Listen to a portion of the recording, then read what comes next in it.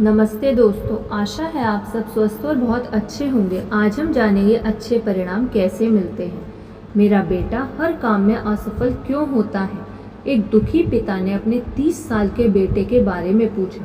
इस युवक की असफलता का कारण समझना सचमुच मुश्किल था, क्योंकि उसके पास सब कुछ था।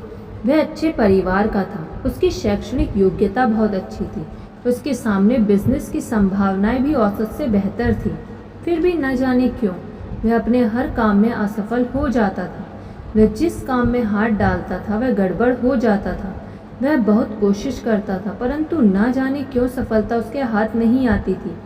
बहरहाल एक दिन उसे जवाब मिल गया, एक आसान परंतु सशक्त जवाब। इस नए प्राप्त रहस्य का कुछ समय तक अभ्यास करने के बाद असफलता का सिलसिला टूट गया और उसमें सफलता का जादुई स्पर्श आ गया। उसका व्यक्तित्व केंद्रित था, उसकी शक्तियाँ प्रचुर थी। कुछ समय पहले मैं एक लंच में इस युवक से मिली और ये प्रतिभाशाली व्यक्ति अपने करियर के शिखर पर दिख रहा था। मैंने उसकी प्रशंसा करते हुए कहा, मुझे हैरानी हो रही है। कुछ साल पहले तक आप हर काम में असफल हो रहे थे, अब आपने एक मौलिक विचार को बेहतरीन बिजनेस में बदल लिया है। आप अपने समुदाय के लीडर बन चुके हैं। कृपया आप में हुए इस उल्लेखनीय परिवर्तनों के कारणों के बारे में बताइए। दरअसल ये बहुत आसान है, उसने जवाब दिया। मैंने सिर्फ विश्वास का जादू सीख लिया। मैंने पाया कि अगर आप बुरे परिणामों की कल्पना करेंगे तो आपको बुरे परिणाम मिलेंगे, परंतु अगर आप अच्छे परिणामों की कल्पना करेंगे तो आपको अच्छे परिणाम मिलेंगे। यह चमत्कार मुझ में देखने को मिला। अगर आप में विश्वास है तो आपके लिए सब कुछ संभव है। मैं धार्मिक परिवार में बड़ा हुआ था, उसने कहा, और मैंने यह पंक्ति कई बार सुनी थी, परंतु मुझ पर इसका कोई खास असर नहीं हुआ था। एक दिन मैं एक प्रवचन में इन शब्दों पर जोर दे रहे थे। अचानक मेरे दिमाग में बिजली सी कौंधी कि मुझ में इसी बात की तो कमी थी कि मेरे मस्तिष्क को विश्वास करने का, सकारात्मक चिंतन का, खुद का या ईश्वर में आस्था रखने का प्रशिक्षण नहीं मिला था। मैंने आपके दिए गए सुझाव के अनुरूप स्वयं को ईश्वर के हाथों में सौंप दिया और आपकी बताई आस्था की तकनीकों का पालन किया। मैंने स्वयं को हर चीज़ के बारे में सकारात्मक तरीके से सोचने का प्रशिक्षण दिया। इसके अलावा मैं सही तरीके से जीने की कोशिश भी करता हूँ। वह मुस्कुराया और उसने कहा, ईश्वर और मेरे बीच एक पार्टनरशिप हो गई है। जब मैंने इस नीति को अपना लिया तो मेरे साथ होने वाली घटनाएं तत्काल बदल गईं। मैंने सबसे बुरे की जगह सबसे अच्छे की उम्मीद करने की आदत डाल ली और यही कारण है कि पिछले दिनों मेरे साथ इतनी अच्छी घटनाएं हुई हैं। मुझे लगता है जैसे जादू हो गया है, नहीं क्या? उसने अपनी मनमोहक कहानी को समाप्त करते हुए पूछा। परंतु इसमें जादू जैसी कोई बात नहीं है। दरअसल हुआ यह था कि उसने दुनिया के सबसे सशक्त नियमों में से एक का प्रयोग करना सीख लिया था। एक ऐसा नियम जिसे मनोविज्ञान भी मानता है और धर्म भी, यानी आप अपनी मानसिक आदत को अविश्वास की बजाय विश्वास में बदल लें। उम्मीद करना सीखें, शंका करना छोड़ दें। ऐसा करने से आप हर काम को संभव बना सकते हैं। इसका यह मतलब नहीं है कि केवल विश्वास कर लेने से आपको अपनी हर मनचाही चीज़ मिल जाएगी। अगर ऐसा हो तो शायद आपके लिए अच्छा नहीं होगा।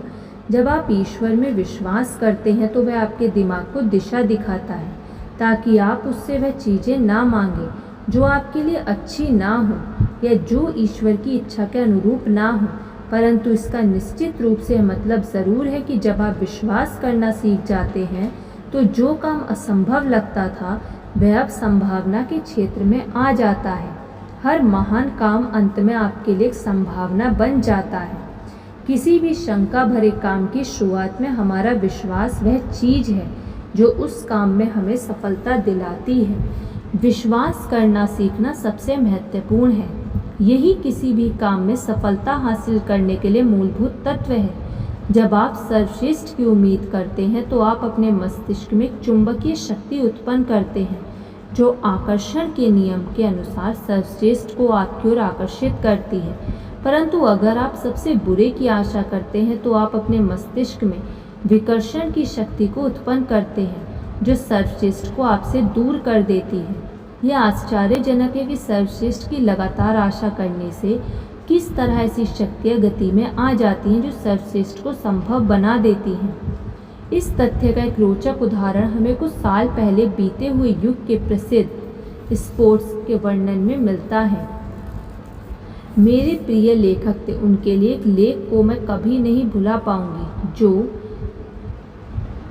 रेली के पास महान खिलाड़ी थे, जिनमें से 7 तो 300 से अधिक स्कोर कर चुके थे। हर एक विचार था कि उनकी टीम आसानी से चैंपियनशिप जीत जाएगी, परंतु क्लब ने खराब प्रदर्शन किया और वे शुरुआती 20 मैचों में से 17 मैच हार गए। खिलाड़ी हिट नहीं कर पा रहे थे और हर खिलाड़ी दूसरे खिलाड़ी को दोष देने में लगा था। डल्लास क्लब के साथ खेलते हुए जो 7 थोड़ी कमज़ोर टीम थी, केवल एक सैन एंटोनियो के खिलाड़ी को हिट मिली और अजीब बात यह थी कि पिचर को मिली। बुरी तरह हार गई उनकी टीम। खेल के बाद क्लब हाउस में खिलाड़ी बहुत असंतुष्ट और हताश थे। उनके पास सितारों का जमावड़ा था और वह यह भी जानते थे कि समस्या सिर्फ इतनी थी कि उनकी सोच गलत थी। वे हिट मिलने की उम्मीद नहीं कर रहे थे, वे जीतने की उम्मीद नहीं कर रहे थे, वे हारने की उम्मीद कर रहे थे। वे जीत के बारे में नहीं बल्कि हार के बारे में सोच रहे थे। उनकी मानसिकता आशा की नहीं बल्कि शंका की थी। इस नकारात्मक मानसिक प्रक्रिया ने उन्हें रोक दिया, उनकी मांसपेशियों को कुंद कर दिया, उनकी टाइमिंग को गड़बड़ा दिया और पूरी टीम में सहज शक्ति का मुक्त बहाव कहीं नहीं दिख रहा था। संयोग से उस समय धार्मिक संत उस इलाके में लोकप्रिय थे। वह आए।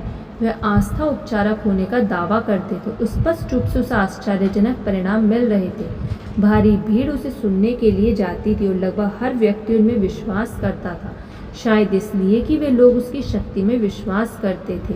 उन्हें अच्छे परिणाम मिले। धन्यवाद। आपको ये वीडियो कैसी लगी कमेंट करके ज़रूर बताइएगा। यदि आपने अभी तक इस चैनल को सब्सक्राइब नहीं किया तो सब्सक्राइब कर लीजिए और इस वीडियो को लाइक कर दीजिए। धन्यवाद।